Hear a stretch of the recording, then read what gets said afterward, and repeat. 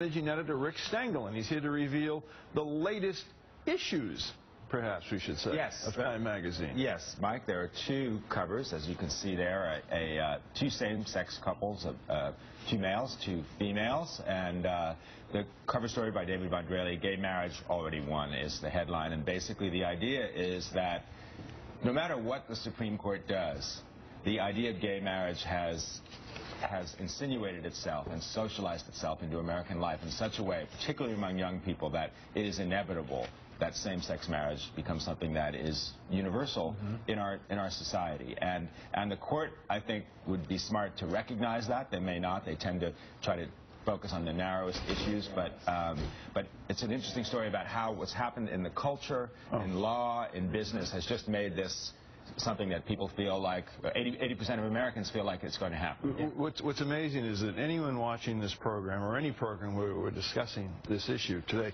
who's under the age of 25, they're looking at the TV and maybe listening to us and saying, well, why are they talking about What's this? the big deal?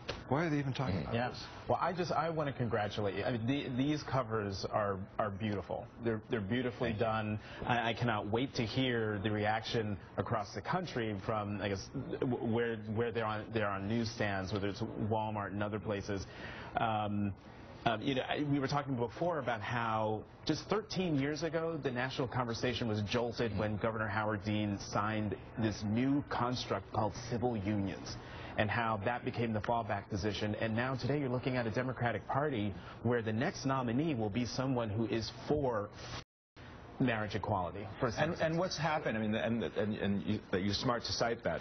What the story traces out is this idea that the combination of the idea of marriage becoming a civil right, this idea that this zone of privacy protects whatever we do in our own homes, basically started a long current to basically say, well, marriage is a civil right. Why would we exclude this from any citizen on the basis of whether it's color or sexual orientation? So it becomes an equal protection issue. And basically, I think the American public just thinks of it that way. Like, it's just not fair to exclude anybody from this institution. Well, you know, it's interesting because when you say the equal protection thing, to me seems obvious, and yet it would have been obvious 5 years ago, 10 years ago, 20 years ago, but for whatever set of reasons today, society has gotten there.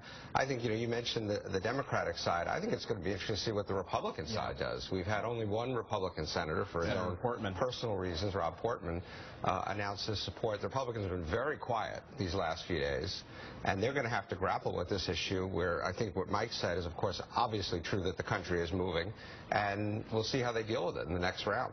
Kelly, the accelerant to this issue is really incredible when you think of it. And yesterday, politically speaking even, Kay Hagan, North Carolina. I mean, we've had Mark Warner, Virginia, Kay Hagan, North Carolina, Claire McCaskill, Missouri, John Tester, Montana. This is really something. And notable for Kay Hagan because she is up for re-election next year. John Tester just won a re-election, so did Claire McCaskill. So she's more vulnerable. So at a time when the microscope is on her, when we're talking about guns and immigration, for her to take this position really is notable. I think part of what has really changed here is that whole conversation about equal protection. It is not being discussed in the sense of how people have religious feelings about this issue. They're able to put that aside. At some very practical aspects that have become so evident to people. When you see the woman in this case who lost her spouse and then had to pay what would have not been an estate tax if she were legally married in a recognized way, ended up paying a few $100,000. Well, people's sense of that doesn't seem fair really kicks in. And these are long marches to change. And so when Jonathan cites civil unions, that was a necessary part of moving people toward this idea, because they got to see that there would be sort of a legal construct that could work, and now people recognize marriage in a way that seems to have a much broader definition. So politically, the move is certainly happening. Yeah.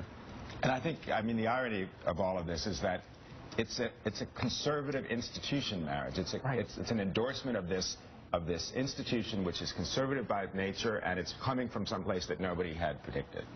Rick Stengel, the editor of Time magazines. There you go. We got both of them up there. New covers.